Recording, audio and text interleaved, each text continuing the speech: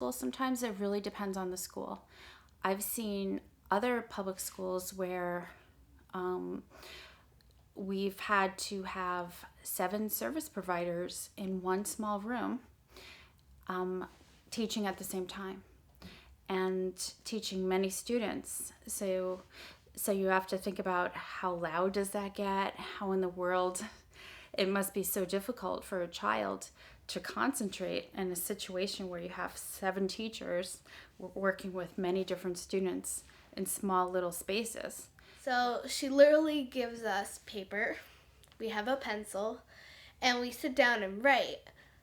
It's actually hard for me to do it because, like, sometimes I just have no thoughts. Like, my mind's blank. That's actually happened to me. So I imagine it'd be, like, a lot harder for other kids with learning disabilities to do it because it was already very hard for me. So I imagine it's a lot harder. Yeah. Yeah, no, I guess I was pretty lucky. I kind of blah, blah, blah, blah. And I kind of write the same way. You give me an idea, I just start writing. I didn't overthink it or get stuck on concepts a lot, which I've seen. Like my college roommate, she would just get stuck in her head and wouldn't get it down on paper. It's like, just start writing and edit later. So yeah, I mean, my son, he understands a lot. He knows what he wants to say, but he doesn't know how to say it, and he can't remember the words to get it out. Yeah, I've seen it, but seeing how hard it is for the other person to get beyond that is a whole nother concept.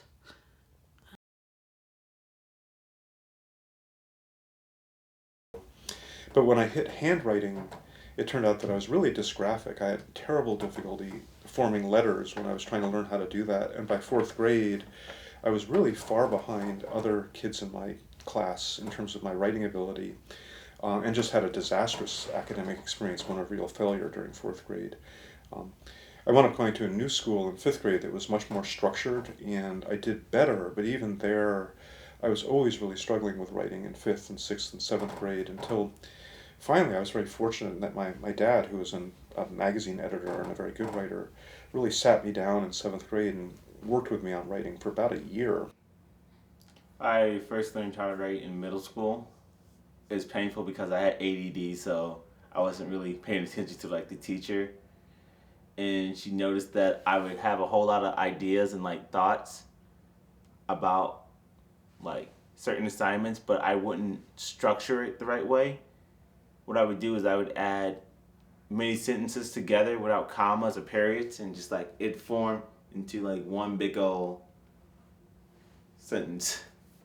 And my teacher used to make me sit for the whole class period and write, and when I would only have a sentence or two done by the end, she was also my softball coach, so she would make me take out part of practice to get the work done on time.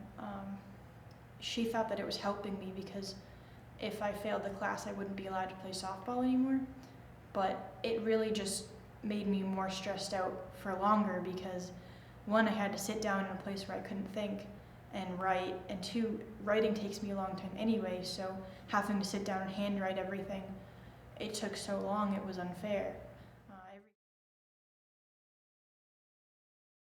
It's very stressful to write, and I find that I have to really help students. I usually do movement breaks before we do writing. So we usually do yoga before we start writing. And then for those who are nervous about writing, we work on visualization and picturing the small moment that they're going to write about. Or I have squishy toys or something, or a stress reliever ball in one hand to give them while they're writing in another. So there's a lot of different things that can impact a child.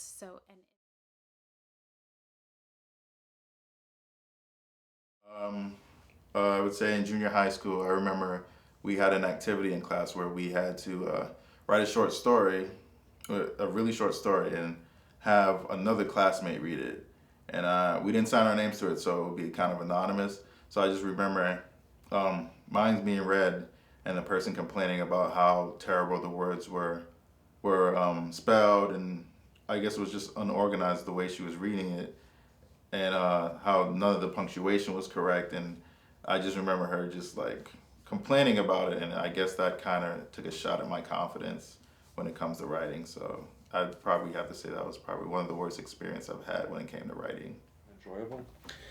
It's interesting now, I write all the time and I love writing, but that kind of initial experience was one of just being humiliated in kind of public ways, and it's always given me a sense of empathy for the students that I work with, because I feel like almost everybody I work with has had an experience of failure in childhood, and that's part of the emotional baggage we all carry with us, whether or not we're aware of it all the time.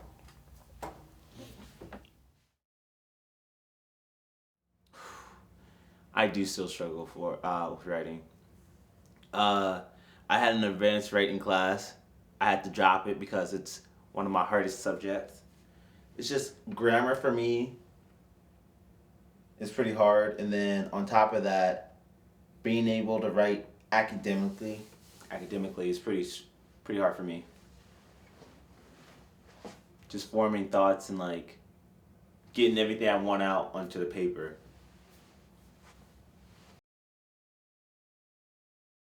That's a really good question. I used to really believe that before I started working at Landmark and really studying writing and studying neurodevelopmental differences that have an impact on writing. And I don't see that there's any correlation, to be honest. I mean, there may be a correlation in certain cases, but to assume a correlation is just a mistake from a cognitive standpoint. Essentially, writing is the process of translating thought into text, and it involves multiple cognitive processes. It's the most complicated cognitive task that human beings perform as a matter of course. It's the hardest thing that we do because we have to draw on so many different cognitive and intellectual resources to do it. And so somebody who has trouble with letter formation, which is a fine motor task linked to automatic memory, may look like they're a bad writer because they have childish handwriting. When in fact they may be brilliant. They may have a 160 IQ, and I've seen that often with students I've worked with. We correlate spelling with intelligence, and commonly, and which is absurd, given that spelling wasn't even normalized until a couple hundred years ago. Andrew Johnson said, "It's a poor mind that can only find one way to spell a word," and I've always liked that quote. I do think that writing can betray illogic and bad thinking. I mean, in other words, that there are bad thinkers who write badly too, but to make the automatic assumption that because somebody's struggling with written expression that they're not smart is just, I mean, that's completely not supported by my experience with thousands of students at Landmark College.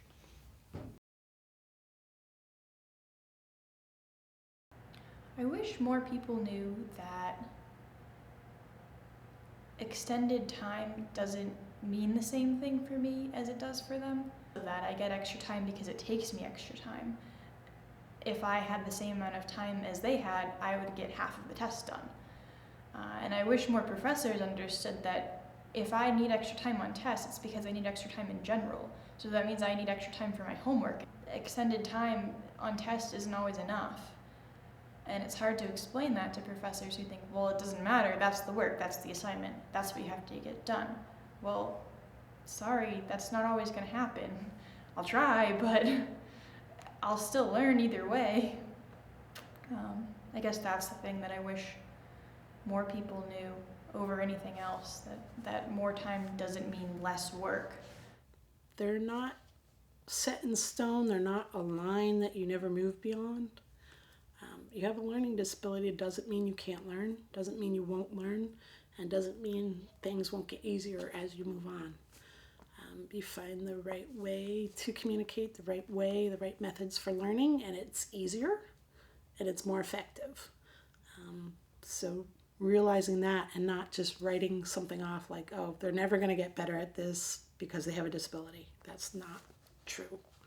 It's like if you're weak, you build up your strength by working out. I mean, it's the same with learning. You gotta keep working at it and you move beyond.